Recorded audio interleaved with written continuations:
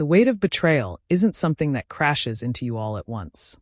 It seeps in like a slow, creeping poison, winding its way through your body, your mind, your very soul before you even realize it has taken hold. That's what it felt like for me. I remember the exact moment my world started to crumble. Not in some grand revelation, no dramatic confession, no fiery argument. It was a whisper in the wind, a subtle shift in the air, a nagging feeling in the back of my mind that something was wrong. Malin, my wife, my partner, the woman I had spent the last 10 years of my life with, had changed. At first, the differences were almost imperceptible. The way she started leaving her phone face down on the table.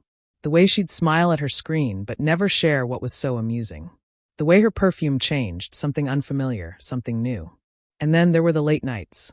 She had always been career-driven, a trait I admired, but suddenly, her usual overtime hours at the marketing firm in Chicago became excessive. Deadlines, work events, business dinners. The excuses stacked up like bricks in a wall, shutting me out. I wanted to believe it was nothing, that we had simply fallen into a routine, that I was overthinking things. But the truth was far darker. It began on a quiet Tuesday evening. She came home late again, the scent of unfamiliar cologne clinging to her clothes. "Another long meeting?" I asked, keeping my voice light. She barely looked at me as she kicked off her heels. "Yeah, exhausting day. I just need a shower." I watched her disappear down the hallway, my gut twisting into knots. That night, as she slept beside me, her phone vibrated on the nightstand. A single message flashed across the screen. "Good night, Mads. I miss you already." A name I didn't recognize, Ryan. At that moment, something inside me shifted. Malin and I weren't just another married couple in a slump. This wasn't just distance or exhaustion from work. I was losing her to another man. I could have shaken her awake, demanded answers, begged her to tell me it wasn't what I thought. But I didn't, because I needed proof. So I started watching, not just noticing, but really watching. And the more I observed, the more the cracks in her lies became impossible to ignore. The way she guarded her phone like it held the country's deepest secrets. The way her style changed, bolder, more daring, as if she had someone to impress. The way she would step outside to take certain calls, her voice just low enough that I couldn't hear the words, but I could hear the laughter. I was 34 years old. Not naive. Not stupid. I knew exactly what I was looking at. So I did what any rational man would do. I set a trap. That Friday, I told Malin I had to work late, just like she always did. I kissed her goodbye, grabbed my coat, and left. But instead of heading to the office, I parked a block away from our apartment and waited. An hour later, she left. She wasn't going to a business dinner. She wasn't attending a work meeting. She was going to him. I followed her through the streets of Chicago, keeping a safe distance. The wind was sharp that night, cutting through the layers of my coat, but I barely felt it. My pulse pounded too hard, my mind raced too fast. She walked with purpose, like she'd done this before. No hesitation. No second-guessing. This wasn't an impulsive mistake. This was routine. 10 minutes later, she stopped in front of a sleek, glass-fronted hotel in downtown Chicago. From across the street, I watched her pull out her phone, type something, then step inside as if she belonged there. My stomach twisted. I could have turned back, pretended I never saw anything, let myself live in the comfort of ignorance. But I had already come this far. The lobby was warm, filled with the soft murmur of guests checking in, business people on their phones, couples walking hand in hand. I stayed near the entrance, watching. A few minutes later, the elevator doors slid open, and he stepped out, Ryan. Tall, confident, the kind of man who looked like he had never had a bad day in his life. He walked up to the front desk, grinning as he handed over a room key. "For Malin. She'll be up in a minute." I clenched my fists. Not Maddie. Not Mads. Not some casual nickname that implied affection, familiarity. Malin, my wife. I could have confronted him then. Grabbed him by the collar, shoved him against the counter, demanded to know who the hell he thought he was. But I didn't. Because this wasn't just about him. This was about her. And I wasn't about to give her the easy way out. I turned and walked out of the hotel. If she wanted to betray me, I'd let her. Because by the time I was done, she'd regret it more than she ever thought possible. The next morning, Malin moved through our apartment as if nothing had changed. As if she hadn't spent the night in another man's bed. She kissed me on the cheek, sipped her coffee, scrolled through her phone. I watched her in silence, studying her like a scientist observing a dangerous experiment. She didn't notice the way my jaw tightened, the way my hands curled into fists beneath the table. Because she thought she had won. She thought she was getting away with it. That's when I knew exactly how I would destroy her. I started small, subtle shifts in my behavior. Coming home late, smelling like perfume that wasn't hers. Leaving my phone face down on the counter, just like she used to. It took a week for her to notice. "Where were you last night?" she asked one evening, her voice laced with suspicion. I smirked. "Had a drink with an old friend." That was all I said. No details. No explanations. She didn't like that. Good. Let her feel it. Let her wonder. Let her stomach churn with the same sickening dread that had eaten away at me for weeks. But that was just the beginning. One night, while she was in the shower, I left my phone unlocked on the nightstand, just barely within her reach. A single message was left open on the screen, strategically placed. "Last night was unforgettable. I can't stop thinking about you. When can we do it again?" I never actually sent it to anyone. It was a decoy. But Malin didn't know that. I saw the way her fingers trembled when she put my phone back. The way she stared at me, lips slightly parted, as if debating whether to ask. But she didn't. Because she was afraid. Afraid that she had lost me before she could decide if she truly wanted to. Good. Because I wasn't hers anymore. Not really. The cracks in her perfect little world were starting to show. And soon they would shatter. The late-night whispers ceased. The way she used to check her phone every 5 minutes, gone. She was pulling away from him, just as I had planned. One night, she tried to seduce me. She wore the deep red lingerie I had once adored, the one that used to drive me wild.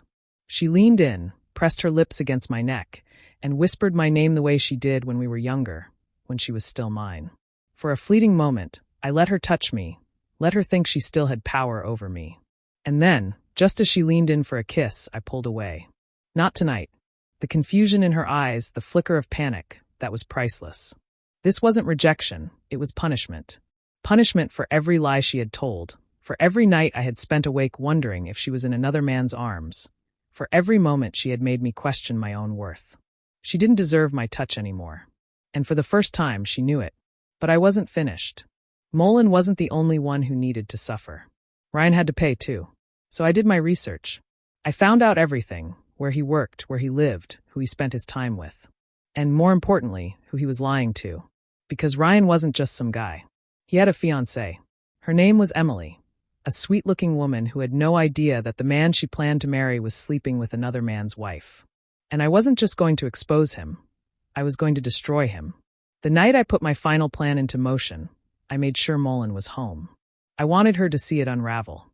I took my phone, typed a message, and hit send. "You deserve to know the truth about Ryan. Check your email." Inside that email was everything. Screenshots of their texts, hotel receipts, even a picture of Ryan and Molin in an intimate moment. I had hired someone weeks ago to follow them. I had proof. 15 minutes later, Molin's phone buzzed. Ryan was calling. I sat across from her at the dinner table, watching as she hesitated before answering. "Did you tell someone?" Ryan's voice was frantic, nearly shouting. "Emily just found out. She's leaving me. What the hell is going on?" Molin's face drained of color. "I don't know," she stammered. But I saw the flicker of realization in her eyes. She knew. She knew it was me. And for the first time since this all began, she was afraid of me. The next morning, she barely touched her breakfast. She had barely spoken since last night. Finally, in a whisper, she asked, "Did you do this?" I sipped my coffee, watching her over the rim of my mug. Her lip trembled. She knew. She knew that I had exposed Ryan, that I had torched the fantasy world she had built, that I wasn't the man she could manipulate anymore. I leaned in, my voice low, steady. "I gave you exactly what you deserved." Her breath hitched. She didn't argue, didn't deny, because deep down she knew. But this wasn't over. Not yet. Molin thought she could cheat, lie, and walk away unscathed. But now she sat across from me at the breakfast table, eyes hollow, fingers trembling around her coffee cup. She was breaking. Ryan had been exposed, his engagement to Emily destroyed, his reputation shattered beyond repair. And Molin, she was next. I wasn't done watching her suffer. I wanted her to feel what I had felt, the slow, excruciating agony of losing everything, piece by piece. So I twisted the knife. "How's Ryan?" I asked casually, flipping through the newspaper. Her breath hitched. She looked away, trying to hide the panic in her eyes. You ruined his life, she whispered.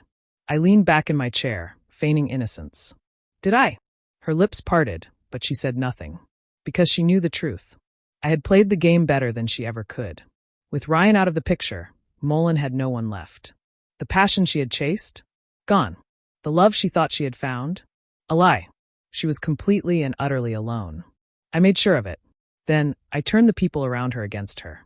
Carefully placed whispers to friends, co-workers, even her boss, subtle hints that led them to question her integrity. It didn't take long before the rumors spread. At a dinner party, I listened as her so-called friends murmured behind her back. Did you hear about Mullen? Yeah, apparently she was cheating on Daniel for months. I heard Ryan's fiancée left him because of it. Wow. And to think she always acted so perfect. She heard them too. I saw it in the way her hands shook when she sipped her wine. She was becoming an outcast. And the best part? She had no idea that I was behind it. Her career was next. She prided herself on being a top executive at her firm. Respected, powerful, untouchable. I changed that. I leaked her affair to her boss. Not directly, of course. I was too smart for that.